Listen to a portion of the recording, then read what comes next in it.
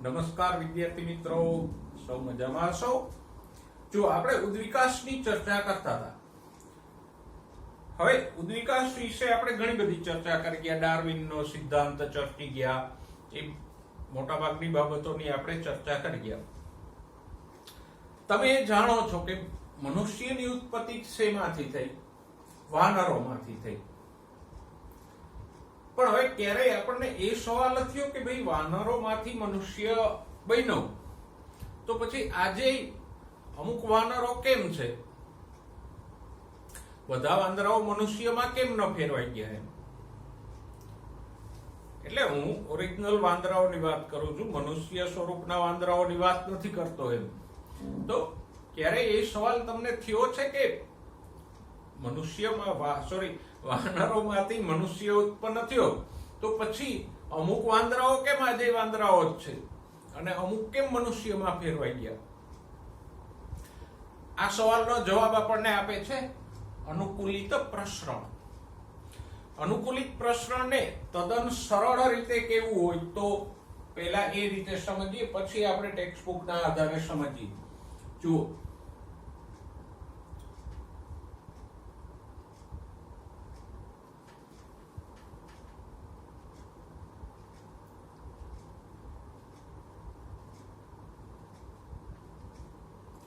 સમાન જાતિના સજીવો એટલે કે એક જ જાતિના સજીવો હોય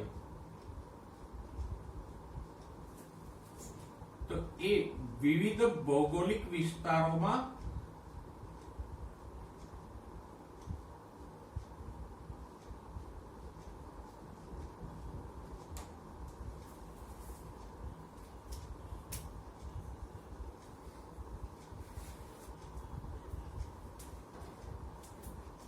અને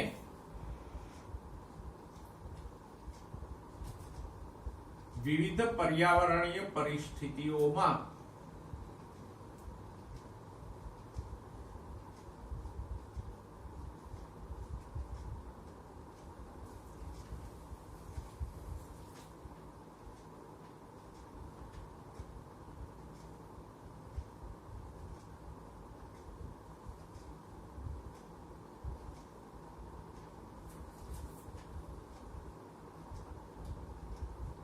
જુદી જુદી દિશાનો ઉદ્વિકાસ દર્શાવે.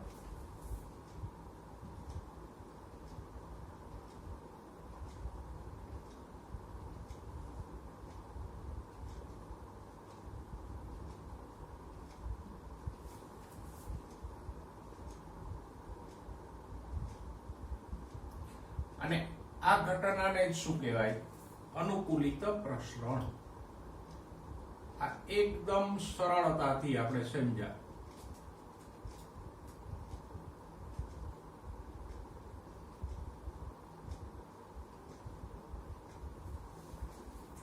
ઉદાહરણ તરીકે કોઈ એક જાતિ એ છે તો આપણે જાણીએ છીએ સજીવની જાતિ છે એટલે સમય જતા એમાં ઉદ્વિકાસ તો થશે જ, બરાબર? પણ હવે આ જાતિ એ ના સજીવો, આપણે નાનો ભૌગોલિક વિસ્તાર લઈએ કે આ એક ભૂમિખંડ છે વિશાળ, નાનો નહીં પણ મોટો, તો એમાં જાતિ એ ના સજીવો આખા વિસ્તારમાં વસે છે.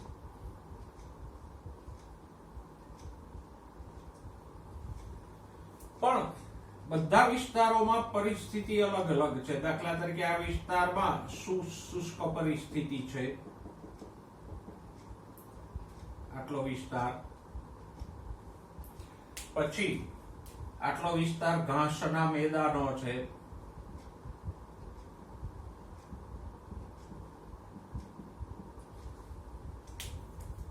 આ વિસ્તાર પર્વતીય છે,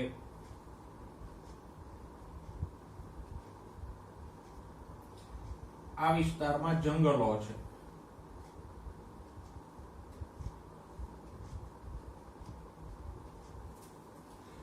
તો બધા સજીવો અત્યારે સમાન છે, પણ બધા અલગ અલગ ભૌગોલિક પરિસ્થિતિમાં અને અલગ અલગ પર્યાવરણીય પરિસ્થિતિમાં વસે છે. તો પછી બધામાં ઉદ્વિકાસ પણ અલગ અલગ થશે. દાખલા તરીકે આ જાતિ એ છે એ રણ પ્રદેશમાં વસે છે, તો એનામાં પાણી બચાવવા માટેના અનુકૂલનો વિકસશે, એ ધીમે ધીમે નિશાચર બની જશે, દર ખોદીને રેતા થઈ જશે, એવું થાય.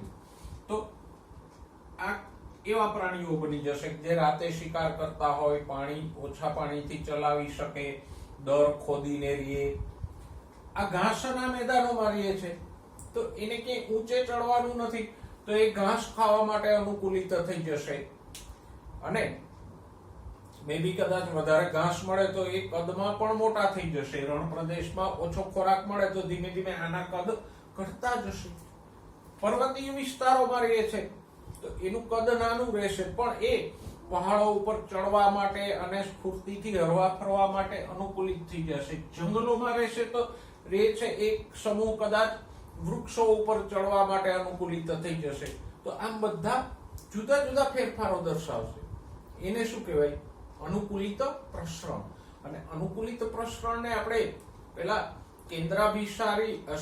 અપસારી ઉદ્વિકાસ સાથે સરખાવી શકીએ. સહેલી રીતે સમજો તો આપણે મનુષ્યનું ઉદાહરણ લઈએ કે એક જ પૂર્વજના વંશજ મનુષ્ય હોય, અથવા તો એમ કઈ કે એક જ કુટુંબના સભ્યો હોય. આપણે અગાઉ પણ ઉદાહરણ લઈ ગયા. એક છે અમેરિકા જતો રહે, એક છે ચાઇના જતો રહે, એક આફ્રિકા જતો રહે, અને એક અહીંયા જ રહે છે. તો અલગ અલગ પરિસ્થિતિઓમાં બધામાં જુદા જુદા ફેરફારો આવશે. ભલે શારીરિક ફેરફારો નહીં આવે, પણ બોલચાલ, રેણી કેણી એ બધું બધાનું જુદું જુદું થઈ જશે સમય જતા, પેઢીઓ જતા. તો આમ એક જ જાતિના સજીવો વિવિધ ભૌગોલિક વિસ્તારમાં અને વિવિધ પર્યાવરણીય પરિસ્થિતિઓમાં રહી તો એ જુદો જુદો ઉદ્વિકાસ દર્શાવે. અને હમણાં આપણે જે સવાલની ચર્ચા કરી કે બધા વાંદરાઓ મનુષ્યમાં કેમ ન ફેરવાઈ ગયા, તો એનો જવાબ પણ આમાં જ છે કે જે વાંદરાઓ અમુક વિસ્તારમાં રહેતા હતા, એવું માનવામાં આવે છે કે મનુષ્યનો ઉદ્ભવ આફ્રિકામાં થયો. તો એ આફ્રિકાના જે તે વિસ્તારના વાનરો છે એ જમીન ઉપર વધારે ને વધારે સમય રહેવા માંડ્યા. એટલે 4 પગમાંથી 2 પગે ચાલતા થયા.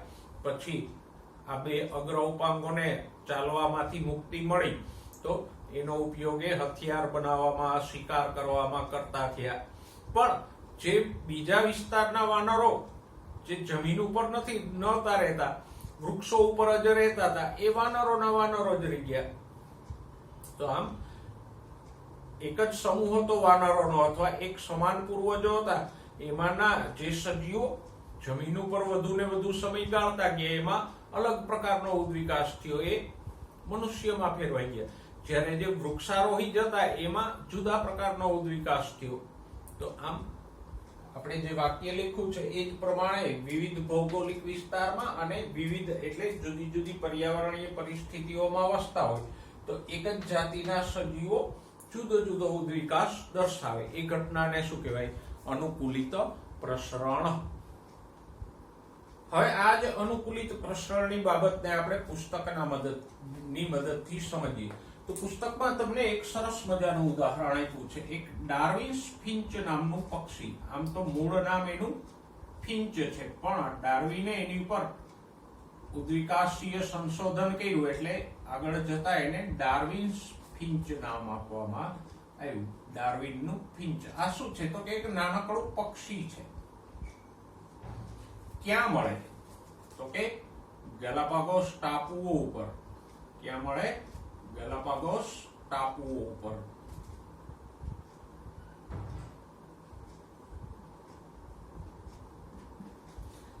ગેલાપાગોસ ટાપુઓ પ્રશાંત મહાસાગરમાં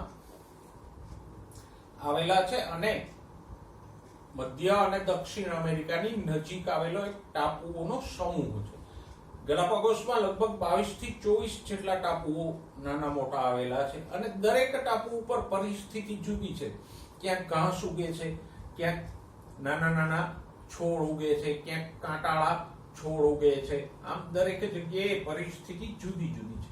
અને ડાર્વિન પોતાની બીગલ જહાજની યાત્રામાં ગલાપાગોસ ટાપુઓ ઉપર ઘણો સમય રોકાયેલા, લગભગ 3 અઠવાડિયા કે એનાથી વધારે સમય ડાર્વિને આ ટાપુઓ ઉપર ગાળ્યો. તો ડાર્વિને જોયું કે આ ગલાપાગોસ ટાપુઓ ઉપર વિવિધ પ્રકારના ફિંચ છે.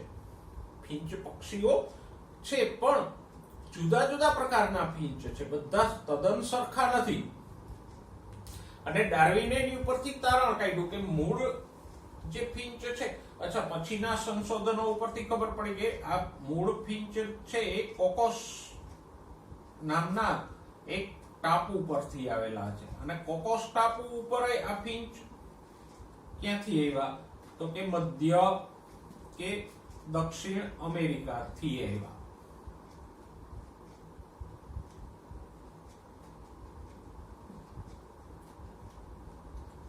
આમ ગલાપાગોસ ટાપુ ઉપર આ ફિંચ પહોંચ્યા.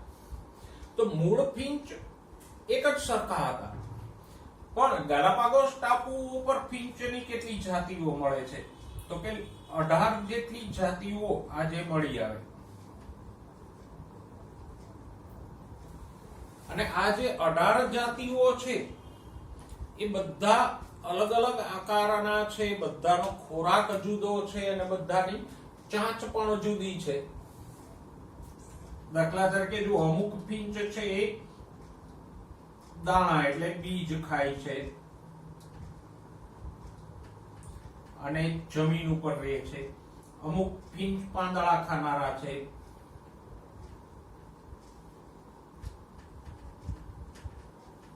અમુક ફિંચ કીટાહારી છે, એટલે કે કીટકો પકડીને ખાય છે. અમુક ફિંચ વુડપેકર એટલે કે લકડખોદની જેમ ઓજારોનો ઉપયોગ કરે છે.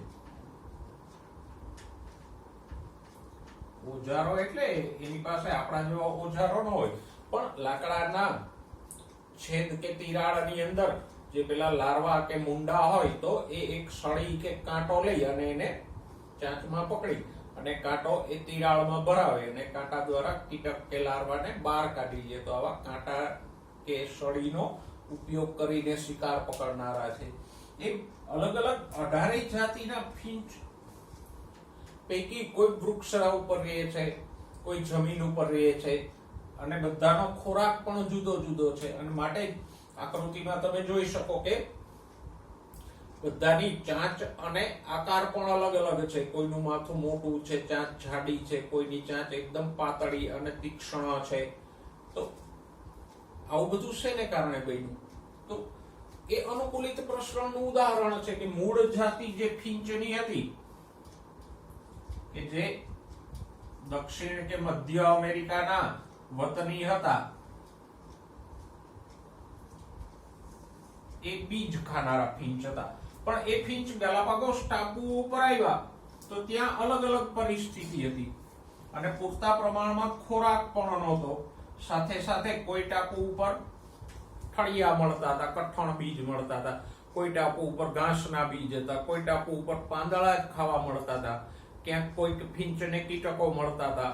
તો આમ બધા અલગ અલગ પ્રકારનો ખોરાક લેતાથી અને અલગ અલગ પરિસ્થિતિમાં રહેતા થયા. તો પછી અલગ અલગ 18 પ્રકારની જાતિઓ વિકસી. તો આને શું કહેવાય? અનુકૂલિત પ્રસરણ. તો આમ ફિંચની આવી જુદી જુદી જાતિઓ બનવાનું કારણ શું છે? તો કે અનુકૂલિત પ્રસરણ એ એનું મહત્વનું કારણ છે. આવું જ બીજું ઉદાહરણ હોય અનુકૂલિત પ્રસરણનું તો તમને નીચે આપ્યું છે માર્સુપિયલ એટલે કે કોથળી વાળા પ્રાણીઓ. દાખલા તરીકે કાંગારો એક સસ્તન જ છે, પણ એને અહીંયા ઉત્તર પ્રદેશમાં બહાર એક કોથળી આવેલી હોય અને એની અંદર બચ્ચાઓનો વિકાસ થાય. તો આવા જે માર્સુપિયલ છે, કોથળી વાળા પ્રાણીઓ, એનો ચાર્ટ આપણને પુસ્તકમાં આપેલો છે કે મૂળ માર્સુપિયલ પૂર્વજો હતા એમાંથી આજે લગભગ 22 પ્રકારના માર્સુપિયલ સસ્તનો જોવા મળે.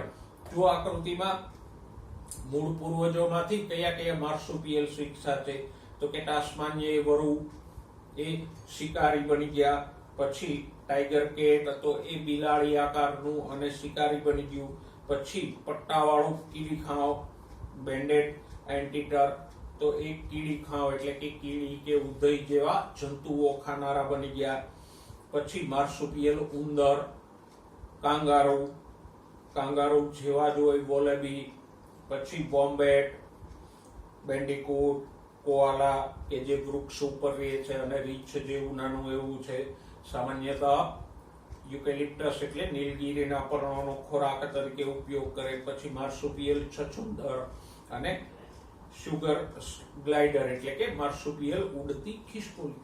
તો એક જ પ્રકારના સજીવો હતા, એક જ ભૌગોલિક વિસ્તારમાં રહેતા હતા, પણ અલગ અલગ પરિસ્થિતિઓને કારણે જુદા જુદા અનેક પ્રકારના અનેક દિશામાં ઉદ્વિકાસ થયો અને અલગ અલગ અનેક પ્રકારના લગભગ 22 જાતિઓના પ્રાણીઓ વિકસા. તો આને શું કહેવાય? અનુકૂલિત પ્રસરણ. જો પાછળના પાને પણ તમને એક ચાર્ટ આપ્યો છે, એ પણ આ જ વસ્તુને અલગ રીતે દર્શાવે છે. અનુકૂલિત પ્રસરણમાં શું છે? એક જ પ્રકારના સજીવોમાંથી જુદા જુદા પ્રકારનો વિકાસ થયો. એને આપણે કેવો કહીએ?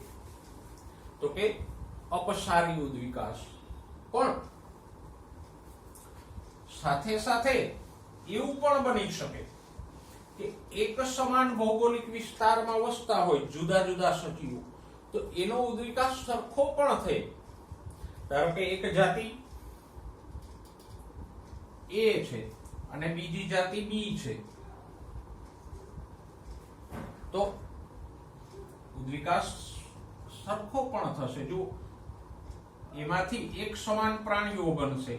આ A અને B તદ્દન જુદા છે, પણ A માંથી જે જાતિ C વિકસે છે, A અને B માંથી ઉદ્વિકાસ થઈને જે જાતિ D વિકસે છે, આ બે વચ્ચે સમાનતા પણ હોઈ શકે.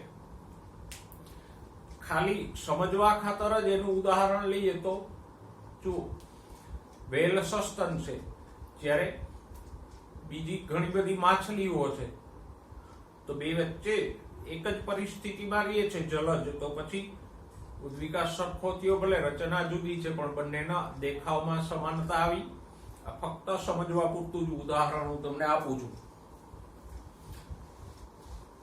જો આ ઘટનાને સમજવા માટે તમારા પુસ્તકમાં પાછળના પાને એક ચાર્ટ આપ્યો છે, બહુ વિસ્તૃત આપ્યો છે કે જરાયુજ સસ્તનો એટલે આપણા જેવા કે જેનો ગર્ભ જરાયુ દ્વારા માતાના શરીર સાથે જોડાયેલો હોય. ચેપ્ટર નંબર 3 માં આપણે ભણ્યા જરાયુ કેવો હોય. તો મનુષ્ય, ગાય, ભેંસ, સિંહ, વાઘ એ બધા કેવા છે? જરાયુજ સસ્તનો છે કે જેમાં ગર્ભ જરાયુ દ્વારા માતાના શરીર સાથે જોડાયેલો હોય અને જરાયુ દ્વારા જ ગર્ભને ઓક્સિજન અને પોષક દ્રવ્યો પ્રાપ્ત થાય. જ્યારે માર્સુપિયલમાં આવો જરાયુ નથી હોતો. એ ઉદર પ્રદેશ પાસે આવેલી કોથળીની અંદર ગર્ભ વિકાસ થાય અને અલ્પ વિકસિત ગર્ભ છે એમાંથી પોષણ મેળવતું રહે. તો આમ એમાં કોઈ જરાયુ દ્વારા માતાના શરીર સાથે જોડાણ હોતું નથી.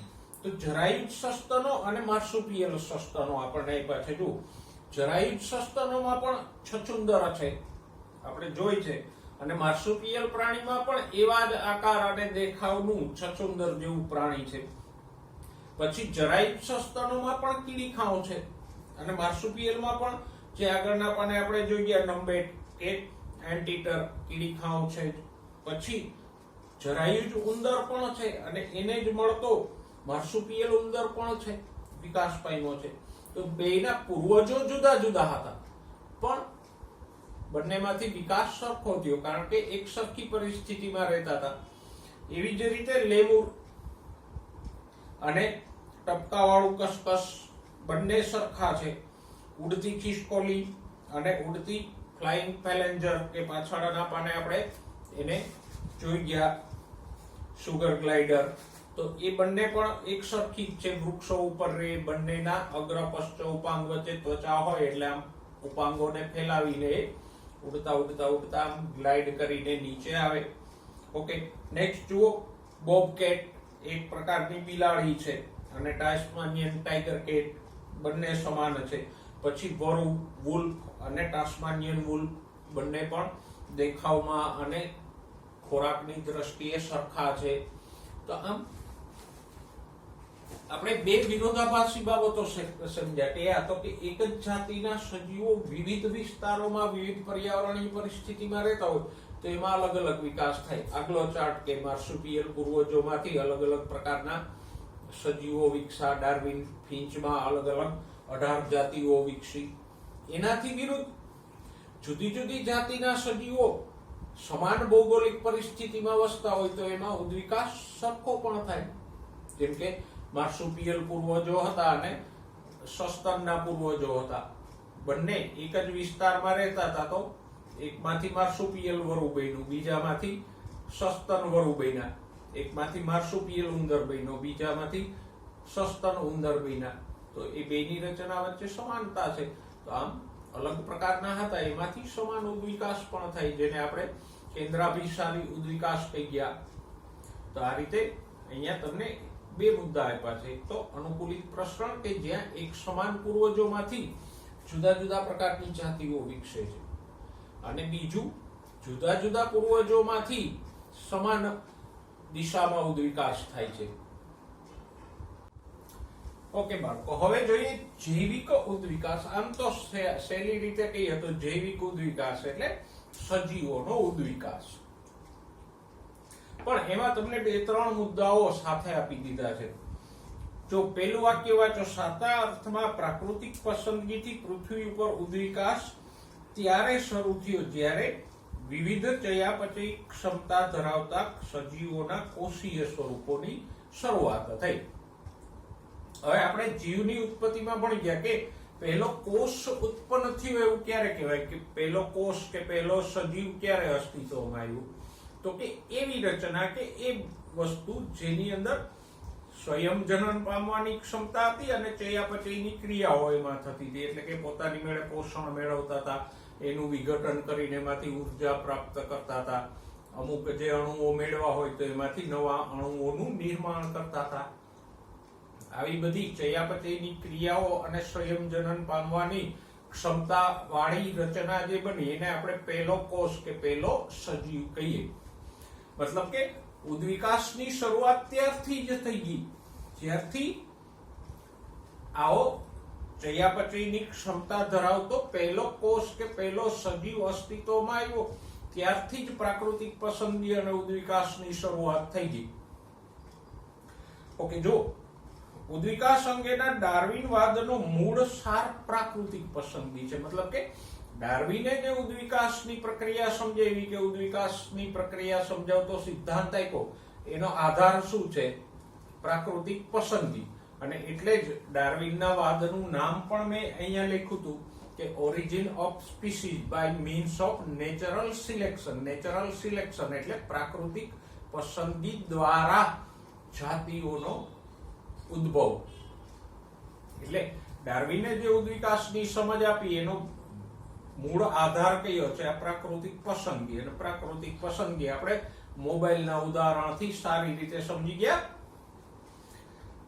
હવે આગળ જુઓ, હવે થોડીક વાત બદલાઈ છે. નવા સ્વરૂપો એટલે નવી જાતિઓ. નવા સ્વરૂપો એટલે નવી જાતિઓ પ્રગટ થવાનો એટલે કે ઉત્પન્ન થવાનો દર અંડરલાઈન કરજો. જીવન ચક્ર કે જીવન કાળ સાથે સંકળાયેલો હોય.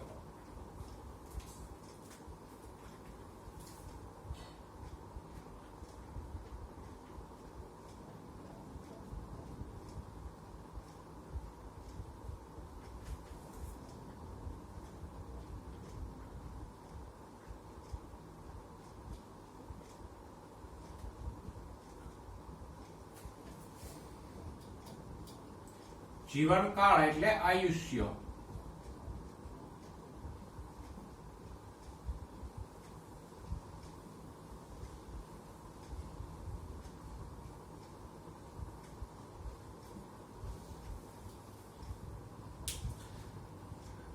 જેમ કે વાનરમાંથી મનુષ્ય બનતા લાખો વર્ષ લાગ્યા, પણ એક બેક્ટેરિયાની જાતિ હોય એમાંથી નવી જાતિ ઉત્પન્ન થતા થોડોક જ સમય લાગશે.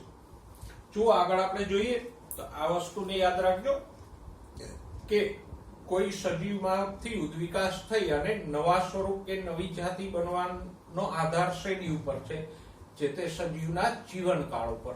કેવી રીતે? તો કે ટૂંકો જીવનકાળ હોય એમ નવી જાતિઓ જલ્દી ઉત્પન્ન થાય, લાંબો જીવનકાળ હોય તો નવી જાતિ ઉત્પન્ન થતા સમય લાગે. જો તમને એક ઉદાહરણ આપ્યું છે કે એક પેટ્રી ડીશમાં પ્રયોગશાળાની અંદર આપણે બેક્ટેરિયાઓ ઉછેરીએ છીએ. પેટ્રી ડીશ એક કાચની ડીશ હોય જેની અંદર પોષક માધ્યમ ભરી અને બેક્ટેરિયાઓને ઉછેરવામાં આવે. તો દાખલા તરીકે આ પેટ્રી ડીશની અંદર જે બેક્ટેરિયાઓ છે એમાં જે બેક્ટેરિયાઓ આપણે બ્લુ ટપકાથી દર્શાવીએ છીએ એને આપણે વસ્તીનો એ ભાગ કહીશું. બ્લુ ટપકાથી દર્શાવ્યા છે એ શું છે? એ. અને અમુક બેક્ટેરિયા થોડાક એનાથી અલગ છે જેને આપણે ગ્રીન ડોટથી દર્શાવીએ છીએ. તો એ બી છે. હવે પેટ્રી ડીશમાં પરિસ્થિતિ તો સમાન જ છે. તો આગળ જુઓ, બેક્ટેરિયાનો જીવનકાળ ટૂંકો હોય, એ ફટાફટ પ્રજનન કાળ ટૂંકો હોય, એ ફટાફટ વિભાજન પામીને એકમાંથી બે, બેમાંથી ચાર, ચારમાંથી 8 થતા હોય. તો કલાકોમાં એ આમ લાખોની સંખ્યા પ્રાપ્ત કરી. આપેલ માધ્યમમાં વૃદ્ધિ પામતી બેક્ટેરિયાની એક વસાહત કે જેને આપણે એ કીધી છે, એ ખાદ્ય ઘટકો એટલે કે આની અંદર જે પોષક દ્રવ્યો ભર્યા છે એનો ઉપયોગ કરવાની ક્ષમતામાં વિવિધતા દર્શાવે છે. એટલે કે આપણે અત્યારે જે પોષક દ્રવ્યો આપીએ છીએ એનો ઉપયોગ એ સારી રીતે કરી શકે છે.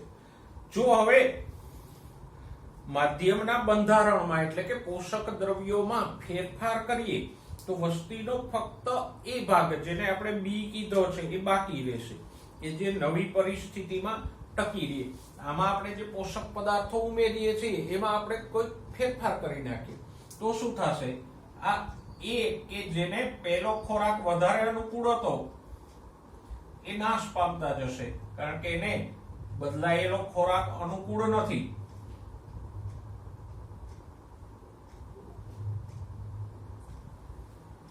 અને બી કે જેને ફેરફાર કરેલો ખોરાક અનુકૂળ છે, એને એ ફાવે છે, તો એ બચશે. અને ધીમે ધીમે હવે શું થશે? તો કે બી ની વસ્તી વધતી જશે અને એ ની વસ્તી ઘટતી જશે. સમજાય છે? તો આમ ખોરાક બદલાણો મતલબ કે પરિસ્થિતિ બદલાણી. તો બી છે એ બદલાયેલી પરિસ્થિતિમાં ટકી ગયા, એ ન ટકી શક્યા. એક નિશ્ચિત સમય દરમિયાન આ વસ્તીનું ભિન્ન રૂપ બીજા કરતા વધશે, એટલે કે બી વધ્યું. ભિન્ન રૂપ એટલે બી કે જે એ કરતા ભિન્ન છે, જુદું પડે છે, તો બી નું પ્રમાણ બદલાયેલી પરિસ્થિતિમાં વધ્યું. પણ આવું થોડાક જ દિવસોમાં થઈ જાય, કારણ તો કે બેક્ટેરિયાનું આયુષ્ય ટૂંકું છે. એટલે આ જે નવી જાતિ છે એ થોડાક જ દિવસોમાં અસ્તિત્વમાં આવી ગઈ. એનું બેસ્ટ એક્ઝામ્પલ હોય તો આજકાલ કોરોનાનો નવો જે સ્ટ્રેન જોવા મળે છે એ ક્યાંથી આવ્યો? તો કે વાયરસ ભલે સજીવ નથી પણ એનું આયુષ્ય કે રચના સરળ અને ટૂંકું આયુષ્ય છે. એટલે ઝડપથી એક વાયરસમાંથી નવો સ્ટ્રેન કે નવી ટાઈપ વિકસી જાય.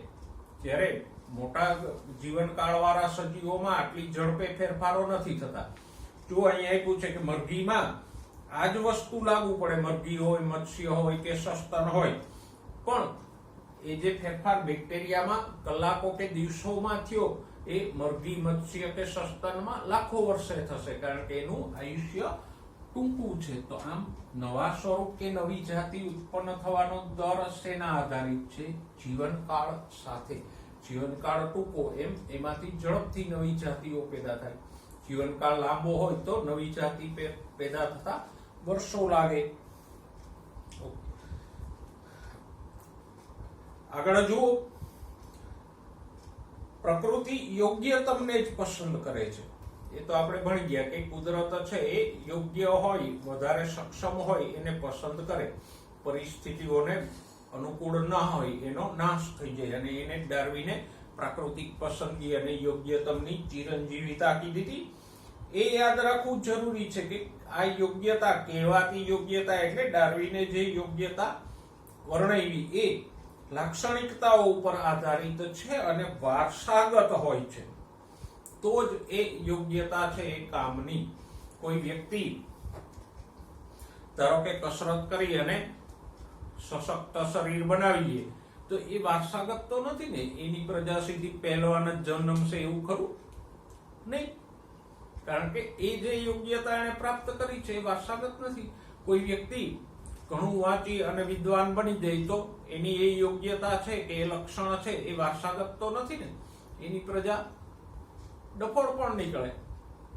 તો આવી જે યોગ્યતાઓ છે કે જે વારસાગત નથી એ ઉદ્વિકાસમાં કે પ્રાકૃતિક પસંદગીમાં કોઈ ભાગ નથી ભજવતી. કહેવાતી યોગ્યતા અથવા તો ડાર્વિને જે યોગ્યતા કે પસંદગીની વાત કરી છે એ શેના આધારિત છે? તો કે એ યોગ્યતા એટલે કે એ લક્ષણ જનીન આધારિત હોય અને વારસાગત હોય. કોઈ વ્યક્તિમાં જનીનિક ફેરફારો એવા થાય કે એ મજબૂત શરીર ના હોય તો એની પેઢીઓ મજબૂત શરીર વાળી બનશે, પણ કસરત કરીને કોઈ આવી શારીરિક મજબૂતી પ્રાપ્ત કરે તો એ વારસાગત રીતે હશે નહીં. તો જે વારસાગત અને જનીનિક યોગ્યતાઓ કે ભિન્નતાઓ છે એ જ ઉદ્વિકાસમાં ભાગ ભજવે છે. જીવન દરમિયાન ઉત્પન્ન કરેલી આવી યોગ્યતાઓ છે એનો ઉદ્વિકાસમાં કોઈ ફાળો છે નહીં. જો કહેવાતી યોગ્યતાઓ એ લાક્ષણિકતા ઉપર જ છે કે જે વારસાગત હોય. આથી પસંદગી અને ઉદ્વિકાસ પામવા માટે યોગ્યતાને જનીનિક આધાર હોવો જોઈએ. એટલે કે જે યોગ્યતા કે લક્ષણ કે ભિન્નતા છે એ જનીન આધારિત હોવી જોઈએ, પેદા કરેલી ન હોવી જોઈએ. બીજા શબ્દોમાં કેટલાક સજીવો બદલાતા પર્યાવરણમાં ટકી રહેવા વધુ સારી રીતે અનુકૂલિત થયેલા હોય અને આ અનુકૂલન ક્ષમતા વારસાગત હોય તો એ પ્રાકૃતિક પસંદગી પામશે અને એની વસ્તી વધશે. તો જો એ અનુકૂલન જનીનિક આધાર ધરાવે. યોગ્યતા એ અનુકૂલન પામવાની ક્ષમતા અને પ્રકૃતિ દ્વારા પસંદગીનું અંતિમ પરિણામ છે. એટલે કે યોગ્યતા શું છે? તો કે પ્રાકૃતિક પસંદગી પામે એ યોગ્ય કહેવાય અને જે પ્રાકૃતિક પસંદગી નથી પામતા એ અયોગ્ય છે. મોબાઈલ કયો યોગ્ય કે સારો? તો કે જે ગ્રાહકોની પસંદગી પામે એ મોબાઈલ યોગ્ય છે, નથી પસંદગી પામતો એ અયોગ્ય છે. તો આમ આપણે મહત્વની બાબત આ ચર્ચી. બીજી બાબત આ જ મુદ્દામાં આપણે ચર્ચી કે યોગ્યતા કે અનુકૂલન કે ભિન્નતા કયા મહત્વપૂર્ણ છે? જે જનીન આધારિત હોય એ યોગ્યતાઓ મહત્વપૂર્ણ છે. ઉપાર્જિત કરેલી યોગ્યતા મહત્વપૂર્ણ નથી. ઓકે, નેક્સ્ટ લાઈનમાં જો શાખાકીય અવતરણ અને પ્રાકૃતિક પસંદગી એ ડાર્વિન ઉદ્વિકાસના બે ચાવીરૂપ ખ્યાલો છે. પ્રાકૃતિક પસંદગી તો આપણે ભણી ગયા. શાખાકીય અવતરણ કોને કહીશું? તો કે એક જાતિ એ છે એમાંથી સમય જતા એક જાતિ બી વિકસી. બરાબર. પછી વળી અમુક હજાર કે અમુક લાખ વર્ષનો સમય ગયો તો એમાંથી એક જાતિ સી વિકસી. સી માંથી અમુક હજાર વર્ષ પછી નવી જાતિ ડી વિકસી. આમાંથી અમુક લાખ વર્ષો પછી બે જાતિઓ વિકસી, ઈ અને એફ. અને ઈ એફ માંથી ફાટો પડી અને પછી કોઈ જાતિ જી વિકસી. તો અહીંયા જો શાખાકીય વિકાસ થાય છે કે એક સમયે જેમ વૃક્ષમાંથી કેમ એક સમયે એક શાખા ફૂટે, પછી અમુક સમય પછી બીજી શાખા ફૂટે, એમ એક જાતિમાંથી એક સમયે એક જાતિ ઉત્પન્ન થઈ, વળી બીજા સમયે બીજી જાતિ ઉત્પન્ન થઈ. તો આને શું કહેવાય? શાખાકીય અવતરણ. અને પ્રાકૃતિક પસંદગી તો તમે જાણો છો. તો ડાર્વિનના ખ્યાલના આધારરૂપ કયા બે પરિબળો છે? પ્રાકૃતિક પસંદગી અને શાખાકીય અવતરણ. ઓકે, જો પેજ ઉપર છેલ્લા પેરેગ્રાફમાં તમને લેમાર્કનો વાદ આપ્યો છે. ડાર્વિન પહેલા લેમાર્ક નામનો જીવશાસ્ત્રી ઉદ્વિકાસને સમજાવવાનો પ્રયત્ન કરી ગયો, જ્હોન બેપ્ટિસ્ટ લેમાર્ક. લેમાર્કનો વાદ શેના આધારિત હતો? તો કે એ ઉપાર્જિત લક્ષણો ઉપર હતો, અને એના વાદનું નામ જ હતું ઉપાર્જિત લક્ષણોના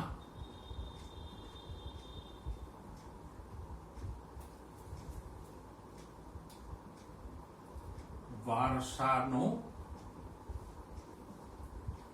સિદ્ધાંત.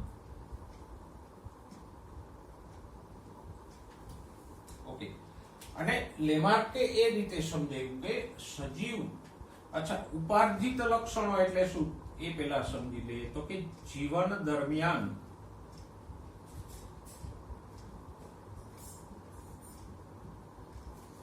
વિકસાવેલ લક્ષણો.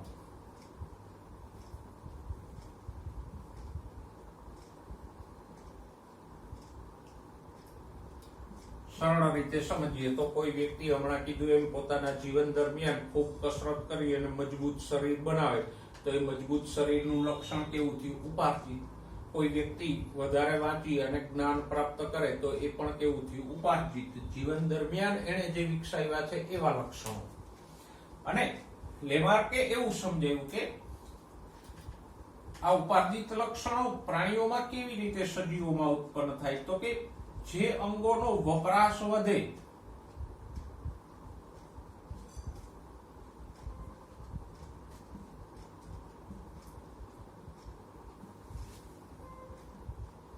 એનો વિકાસ થાય, અને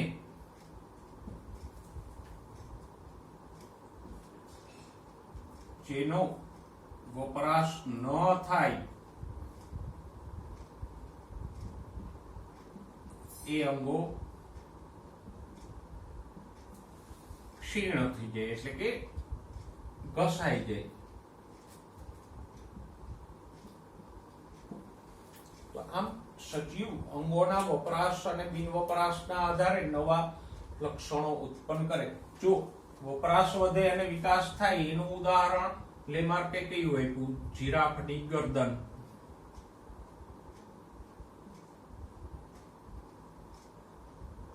લેમાર્કે એવું સમજાયું કે બધા જીરાફના પૂર્વજો છે ટૂંકી ડોક વાળા હતા, પણ કોઈ કારણસર કોઈક વિસ્તારમાં જમીન ઉપર ઘાસચારાની તંગી થઈ તો જીરાફો ડોક લાંબી કરી અને વૃક્ષોના પાંદડા ખાવા માંડ્યા. તો એ પેઢી દર પેઢી આમ ડોક લાંબી કરતા ગયા તો એની ડોક લાંબી થતી ગઈ. આ પેલા જેવું છે, કોઈ માણસ કસરત કરે અને પેઢી દર પેઢી દરેક પેઢી કસરત કરવાનું ચાલુ રાખે તો સરવાળે એની 5મી 10મી 25મી પેઢી એકદમ મજબૂત થઈ જાય. આવું થાય? ન થાય. અંગોનો વપરાશ ન થાય એ અંગો ક્ષીણ થાય.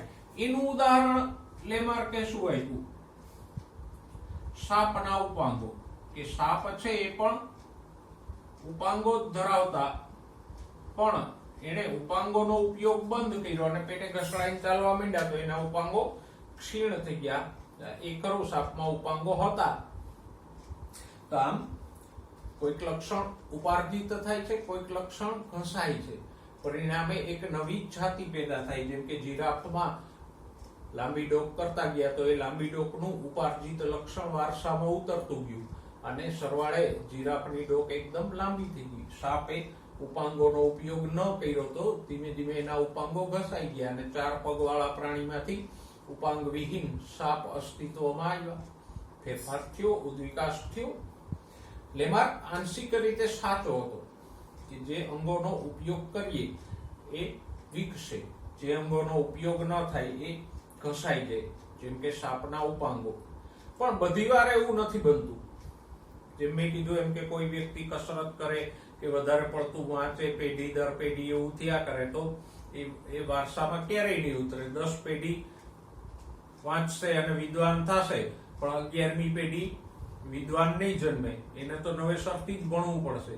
10 પેઢી કસરત કરીને મજબૂત બનશે તો એવું નહીં બને કે 11મી પેઢી સીધી પહેલવાન જ જન્મે. સમજાય છે? તો આમ ઉપાર્જિત લક્ષણો વારસામાં ઉતરતા નથી અને માટે લેમાર્કની બાબતો કે તારણો આંશિક રીતે સાચી છે કોઈ કિસ્સામાં, છતાંય લેમાર્કનો વાદ ઉદ્વિકાસ સમજવા માટે અસ્વીકાર્ય છે.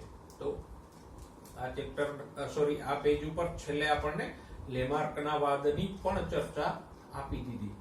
હા, લેમાર્ક વાદ ઉપરથી આપણે એક બોધપાઠ લઈ શકીએ કે જે અંગોનો વપરાશ વધે એનો વિકાસ થાય, તો વાપરતું રહેવું, નહીતર ક્ષીણ થઈ જશે. ઓકે, આગળ વધીએ. જો બાજુના પાને આવો તો શું ઉદ્વિકાસ એક એવી પ્રક્રિયા અથવા પ્રક્રિયાનું પરિણામ છે? એટલે કે ઉદ્વિકાસ એક સળંગ પ્રક્રિયા કે પ્રક્રિયાનું પરિણામ છે?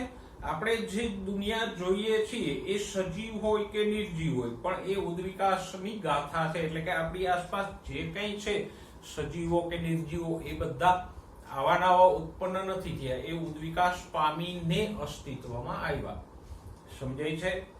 હવે જ્યારે આપણે આ વિશ્વની એટલે કે સજીવ વિશ્વની ગાથા એટલે વાર્તા કરીએ, તો આપણે ઉદ્વિકાસને એક પ્રક્રિયા તરીકે વર્ણવીએ કે આજના સજીવો ઉદ્વિકાસની પ્રક્રિયા દ્વારા અસ્તિત્વમાં આવ્યા. જ્યારે બીજા સંદર્ભમાં જ્યારે આપણે પૃથ્વી ઉપરના સજીવોના જીવનની વાત કરીએ, ત્યારે ઉદ્વિકાસને પ્રાકૃતિક પસંદગીના પરિણામ તરીકે મૂલવીએ. એટલે આમ કહો તો ઉદ્વિકાસ પોતે એક પ્રક્રિયા પણ છે, અને ઉદ્વિકાસ છે ડાર્વિનની દ્રષ્ટિએ પ્રાકૃતિક પસંદગીનું પરિણામ પણ છે. સમજાઈ ગયું? જેમ ભણવું એ એક પ્રક્રિયા પણ છે, બરાબર? અને કોઈ માણસ ડિગ્રી મેળવે તો એ ભણવાની પ્રક્રિયાથી એવું છે, તો એ પ્રક્રિયાનું પરિણામ પણ છે ડિગ્રી. અને ડિગ્રી મેળવવી કે ડિગ્રી છે એ પોતે પણ એક પ્રક્રિયા જ છે. જેમ રસોઈ છે એક પ્રક્રિયા છે અને રાંધવાની કળાનું પરિણામ પણ છે, એમ ઉદ્વિકાસને આપણે બે રીતે લઈ શકીએ કે ઉદ્વિકાસ પોતે એક પ્રક્રિયા છે, અને ડાર્વિનની દ્રષ્ટિએ ઉદ્વિકાસ એટલે શું? તો કે પ્રાકૃતિક પસંદગીનું પરિણામ, કે પ્રાકૃતિક પસંદગીની પ્રક્રિયાને પરિણામે સજીવોમાં ફેરફાર થયા, અને આ ફેરફારને જ આપણે ઉદ્વિકાસ કહીએ. ઓકે, તો એ ચર્ચા ગૌણ છે એટલું યાદ રાખજો કે ઉદ્વિકાસ શેનું પરિણામ છે? પ્રાકૃતિક પસંદગીનું, જે સંપૂર્ણપણે ભલે સાચું નથી. નેક્સ્ટ પેરેગ્રાફમાં અંડરલાઈન કરો, થોમસ માલ્થસનું વસ્તી ઉપરનું કાર્ય ડાર્વિનને પ્રભાવિત કરી ગયું હોય કદાચ. કારણ કે થોમસ માલ્થસે વસ્તી ઉપર કાર્ય કરી અને ઘણી બધી નોંધો અને અવલોકનો કર્યા. તો યાદ રાખજો, ડાર્વિન કોનાથી પ્રભાવિત હતો? થોમસ માલ્થસથી. પ્રાકૃતિક પસંદગી અમુક અવલોકનો ઉપર આધારિત છે કે જે વાસ્તવિક હોય. ડાર્વિને અને માલ્થસ જેવા વૈજ્ઞાનિકોએ જે સજીવોના અવલોકન કર્યા અને એમાં એણે જે ફેરફારો જોયા, એના આધારે ડાર્વિને પ્રાકૃતિક પસંદગી અને ઉદ્વિકાસની થિયરી આપી. દાખલા તરીકે હમણાં જ આપણે જોયું કે ડાર્વિને ફિંચનું અવલોકન કર્યું કે ફિંચમાં જુદી જુદી જાતિઓ અને જુદા જુદા લક્ષણો છે. બધા ફિંચ મૂળભૂત રીતે તો સરખા જ છે. તો આવા અવલોકનથી પ્રાકૃતિક પસંદગી આપી. હવે અહીંયા થોડુંક ભૂતકાળમાં જઈએ, આપણું ચેપ્ટર સજીવો અને વસ્તીને યાદ કરીએ, તો ડાર્વિને આ ક્રમમાં તારણો કાઢ્યા કે પહેલું શું હતું?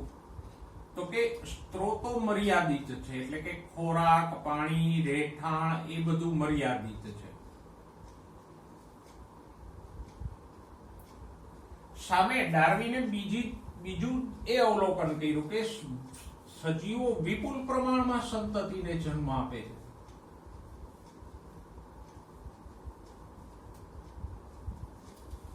ડાર્વિને જોયું કે સજીવો ઘણા બધા ઈંડા કે બચ્ચા આપે છે, પણ હવે જો બધા જ જીવતા રહેતા હોય તો આ પૃથ્વી છે અમુક પ્રકારના સજીવોથી જ ભરાઈ જાય. દાખલા તરીકે દેડકો છે એ 100 કરતાંય વધારે ઈંડા આપે છે. તો સરવાળે વિચાર કરો કે એક દેડકાનું જોડું છે એ મિનિમમ સંખ્યા આપણે 100 ગણીએ તો 100 ઈંડા આપે છે. તો શું થાય? બીજા વર્ષે 100 દેડકા જન્મશે. એ 100 દેડકામાં 50 માદાઓ છે, એ 100 ઈંડા આપે છે. તો 100 ગુણ્યા 50 કેટલા થયા? 5000 ઈંડાઓ. 5000 માંથી 2500 માદા છે, 2500 100 ઈંડા આપે એટલે કેટલા થયા? 2500 ગુણ્યા 100-2.5 લાખ દેડકાઓ થયા. કરતા જાઓ. લોજિસ્ટિક ગ્રોથ પડ્યા ને, સંભાવ્ય વૃદ્ધિનો સિદ્ધાંત. તો ડાર્વિને જોયું કે તો આમ વસ્તી બેફામ વધે, પણ એવું વધતું તો નથી. કુદરતમાં એવું નથી થતું. કારણ તો કે સ્ત્રોતો મર્યાદિત છે. તો પછી આ વિપુલ જે સંતતિ જન્મી એની વચ્ચે મર્યાદિત સ્ત્રોતોને કારણે સ્પર્ધા થાય. શું થાય? સ્પર્ધા થાય. સ્પર્ધામાં કોણ જીતે? તો કે જે યોગ્ય હશે એ ચિરંજીવી રહેશે, કે જે પર્યાવરણને વધારે યોગ્ય હશે એ ટકી જશે. એને ડાર્વિને શું કીધું? યોગ્યતમની ચિરંજીવિતા. અને જે અયોગ્ય હશે એ નષ્ટ થઈ જશે. અને આ બાબતને ડાર્વિને શું કીધું? કે યોગ્ય જીવે ને અયોગ્ય હોય એ નાશ પામે. એને જ શું કીધું? પ્રાકૃતિક પસંદગી.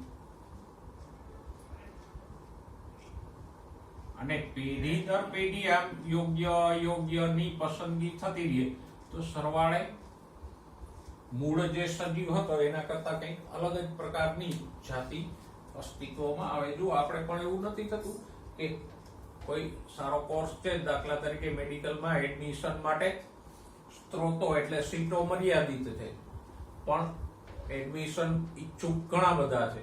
તો પછી એમની વચ્ચે સ્પર્ધા થાય. જે યોગ્ય હોય એ આગળ જાય MBBS માં, બાકીનાઓને એડમિશન ન મળે. અને આ યોગ્યતા, આ એડમિશન મળે કે ન મળે એ શેના આધારે નક્કી થાય? પસંદગીના આધારે. નીટની મેરિટના પસંદગીના આધારે થાય. તો સજીવોમાં પણ આ જ થાય કે સ્ત્રોતો મર્યાદિત છે, સામે સજીવો ઘણા જન્મે છે, એટલે એમની વચ્ચે સ્પર્ધા થશે. એમાં પ્રાકૃતિક પસંદગી દ્વારા યોગ્યતમ ટકી રહેશે, બાકીના નષ્ટ થઈ જશે. એકદમ સરળ છે. ઓકે. અને આવું પસંદગી શાને માટે આવી? તો મેં અગાઉ કીધું હતું કે ભિન્નતા છે એટલે પસંદગી આવે. આ જે કઈ સંતતિ જન્મે છે એ ભિન્નતા વાળી છે, એટલે એમાંના અમુક ટકે છે, અમુક નાશ પામી જાય છે. જો બધા સરખા જ હોય તો પસંદગીનો કોઈ અવકાશ ના આવે. લક બાય ચાન્સ જે બચી જાય એ જીવે ને જે કમનસીબ હશે એ મરી જાય, એવું થાય. પણ આ જે સંતતિ જન્મે છે કે જે કોઈ સજીવો છે એ બધામાં ભિન્નતા છે. મનુષ્યમાં પણ જુઓ ભિન્નતા આપણને જોવા મળે જ છે, લક્ષણોનું જુદાપણું. તો આમ ડાર્વિને આ રીતે આખો સિદ્ધાંત પોતાનો આપ્યો આ ક્રમમાં. જો વિદ્યાર્થી મિત્રો, હવે જોઈએ નવો મુદ્દો, ઉદ્વિકાસની ક્રિયાવિધિ. જેમ આગલા પાને નીચે તમને આગલા જૈવિક ઉદ્વિકાસમાં લેમાર્કનો વાદ આપ્યો હતો, એમ ઉદ્વિકાસની ક્રિયાવિધિમાં તમને કોનો વાદ આપ્યો છે? Hyogo the વ્રીસનો. ઉદ્વિકાસ સમજાવતા ઘણા બધા વૈજ્ઞાનિકો છે. કે ડાર્વિન એકે જ ઉદ્વિકાસ સમજાવ્યો છે એવું નથી. લેમાર્ક આવી ગયો ડાર્વિન પહેલા, એના પછી હ્યુગો ધ વ્રીસ આવી ગયો. અને હ્યુગો ધ વ્રીસના નામનું વાદનું નામ શું છે? વિકૃતિ વાદ. વિકૃતિ એટલે શું? તો કે સજીવોમાં આકસ્મિક થતા ફેરફારો. આપણે ઘણીવાર જોઈએ છે કે એક સજીવ હોય એની સંતતિ એક પ્રકારની પેઢી દર પેઢી ચાલી આવતી હોય, પણ અચાનક કોઈક પેઢીમાં નવી સંતતિ જન્મે છે એ વિકૃતિ વાળી એટલે કે અલગ લક્ષણો વાળી હોય. તો આમ એક પેઢીથી બીજી પેઢીમાં અચાનક આ જે લક્ષણમાં ફેરફાર આવી ગયો એને શું કહેવાય? વિકૃતિ. હ્યુગો ધ વ્રીસ ઇવનિંગ પ્રાઇમરોઝ નામના છોડ ઉપર પ્રયોગો કરતો હતો. ધ વ્રીસને આપણે આગળ સવિસ્તાર સમજશું, પણ અત્યારે એટલું જો શેની ઉપર એ પ્રયોગો કરતો હતો? ઇવનિંગ પ્રાઇમરોઝ નામના છોડ ઉપર પ્રયોગો કરતો હતો. અને એણે જોયું કે ઇવનિંગ પ્રાઇમરોઝના છોડ પેઢી દર પેઢી લાલ પુષ્પો વાળા જ હતા, પણ અચાનક એક પેઢીમાં અમુક પુષ્પો સફેદ પુષ્પો વાળા, અમુક છોડ સફેદ પુષ્પો વાળા થયા.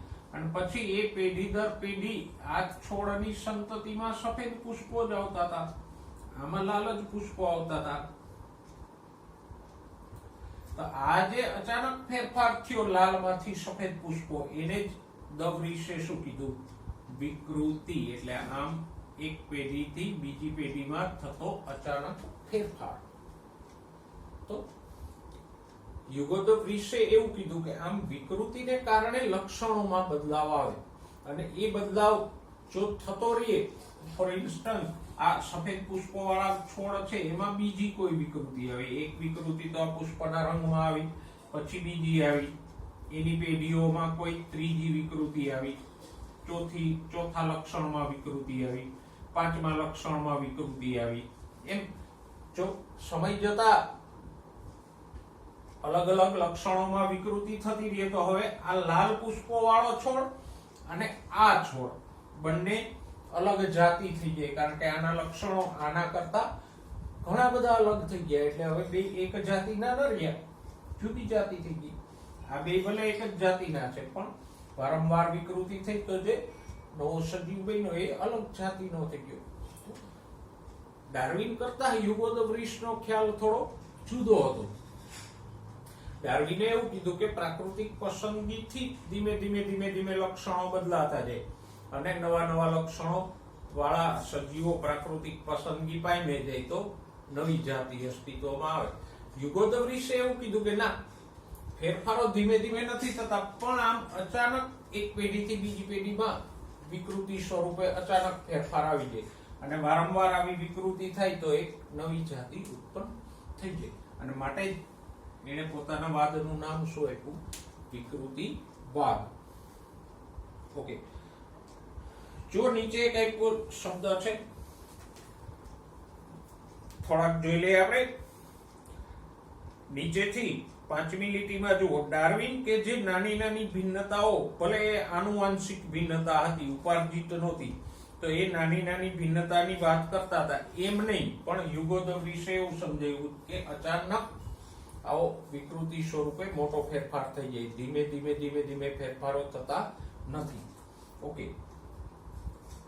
વિકૃતિ યાદચ્છિક એટલે રેન્ડમ છે, એ કોઈ પસંદગીના ધોરણે ન થઈ કે એક લક્ષણમાં હવે પુષ્પમાં વિકૃતિ થઈ તો આના પછી આમ થશે, આના પછી આમ થશે, આના પછી એમ થશે, એવું ન થાય. વિકૃતિ તો અચાનક આવે ને. ઘણા બધા સજીવોમાં વિકૃતિ આપણે જોઈએ છે, નુકસાનકારક વિકૃતિઓ પણ થાય છે. તો આમ વિકૃતિઓ રેન્ડમ અને દિશાહીન છે, ગમે તે લક્ષણમાં ગમે એવા પ્રકારની વિકૃતિ થઈ જાય. જ્યારે ડાર્વિનની ભિન્નતા નાની અને દિશા સૂચક છે, એટલે કે વિકૃતિમાં મોટો ફેરફાર થાય છે. ડાર્વિનની જે ભિન્નતાઓ અને પ્રાકૃતિક પસંદગી છે એમાં એને નાના ધીમા ફેરફારો આપ્યા છે અને એ દિશા સૂચક હોય કે પ્રાકૃતિક પસંદગીમાં હવે આવો ફેરફાર આવ્યો તો આગળ જતા આવો ફેરફાર થશે, આવો ફેરફાર થશે, આમ થશે. એ આપણે પ્રેડિક્ટ કરી શકીએ, જ્યારે આમાં કોઈ પ્રેડિક્શન ના હોય કે કોઈ ચોક્કસ દિશા ના હોય ફેરફારોની. ઓકે, તો આમ ડાર્વિન માટે ઉદ્વિકાસ એક ક્રમબદ્ધ ક્રિયા છે કે જેમાં આપણે અનુમાન લગાવી શકીએ કે આમ ફેરફાર થયો છે તો હવે આવો થશે, હવે આવો થશે, જ્યારે આમાં કોઈ અનુમાન ન હોય, ગમે તે પ્રકારની વિકૃતિ આવી શકે. ઓકે, હ્યુગો દ વ્રીશ પ્રમાણે વિકૃતિ જ જાતિ નિર્માણનું કારણ છે અને એને શું કીધું? સેલ્ટેશન, એટલે મોટી વિકૃતિ માટેનું એક પગલું. એટલે કે આમ એકમાંથી વિકૃતિને કારણે બીજી જાતિ પેદા થઈ જાય, એને દ વ્રીશે શું કીધું? સેલ્ટેશન. એટલે આમ વારંવાર વિકૃતિ થઈને કે મોટી વિકૃતિ થઈને એકમાંથી બીજી જાતિ બની જાય એ. અને એટલે જ દ વ્રીશે જાતિ નિર્માણ કે નવી જાતિનો ઉદ્ભવ અથવા તો સરળ રીતે કહીએ તો ઉદ્વિકાસ માટે કોને જવાબદાર ગણાવ્યું? વિકૃતિઓને. ઓકે, તો હવે આમાં સાચું શું સમજવું? લેમાર્ક કંઈક કહી ગયો, ડાર્વિન પ્રાકૃતિક પસંદગીના આધારે જાતિ નિર્માણ ને ઉદ્વિકાસ સમજાવી ગયો, હ્યુગો દ વ્રીશે વળી વિકૃતિની પીપુડી વગાડી. આપણે શું સમજવું? બધા સાચા છે. ડાર્વિન પણ સાચો છે અને હ્યુગો દ વ્રીશ પણ સાચો છે. બધાએ આમ ઉદ્વિકાસ એક વિસ્તૃત પ્રક્રિયા છે, એટલે બધા પોતપોતાના એંગલથી અને પોતપોતાના જ્ઞાનથી એને સમજાવ્યું. ફોર એક્ઝામ્પલ, ડાર્વિને જ્યારે પોતાનો વાદ આપ્યો ત્યારે જનીન વિદ્યા કે જનીનો વિશે કોઈ ખ્યાલ નહોતો. એ શોધ તો મેન્ડલ અંકલે પછી કરી.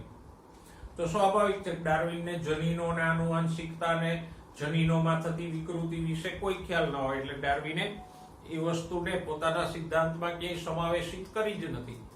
હ્યુગો ધ વ્રીસ પછી આવ્યો કે જ્યારે જનીનોની જાણકારી હતી, એમાં વિકૃતિઓની જાણકારી હતી, એટલે હ્યુગો ધ વ્રીસે વિકૃતિને જવાબદાર ગણાવી. ડાર્વિને પોતે જે જાણતો હતો એ પ્રાકૃતિક પસંદગીને જવાબદાર ઠેરવી. પણ વિકૃતિ, પ્રાકૃતિક પસંદગી, ભિન્નતા એવા ઘણા બધા પરિબળો ઉદ્વિકાસ માટે જવાબદાર છે. પ્રાકૃતિક પસંદગીથી પણ ઉદ્વિકાસ કે નવી જાતિનું નિર્માણ થઈ શકે અને વિકૃતિથી પણ નવી જાતિનું નિર્માણ થઈ શકે. બંને બાબતો સાચી છે, ફક્ત સમજાવનારા અલગ હતા. પ્રાકૃતિક પસંદગી ડાર્વિને સમજાવી, વિકૃતિ હ્યુગો ધ વ્રીસે સમજાવી, પણ બે જણા સાચા છે અને બેયની માન્યતાઓથી કે બેયના સિદ્ધાંતોથી ઉદ્વિકાસ થઈ શકે. તો ઉદ્વિકાસની ક્રિયાવિધિમાં આપણે મુખ્ય મુદ્દો કયો ભણ્યા? Hyogo the વ્રીસનો વિકૃતિવાદ. વિકૃતિની ક્રિયા આપણને 5મા ચેપ્ટરમાં પણ સવિસ્તાર આપી છે. તો દોસ્તો આજે આપણે ઉદ્વિકાસ વિશે ઘણા મુદ્દાઓની ચર્ચા કરી. પ્રકરણમાં જે બાકી મુદ્દાઓ છે એની ચર્ચા સાથે નેક્સ્ટ ટાઈમ ફરીવાર મળીશું. ત્યાં સુધી સ્વસ્થ રહો, મસ્ત રહો અને ઉદ્વિકાસને સમજતા રહો.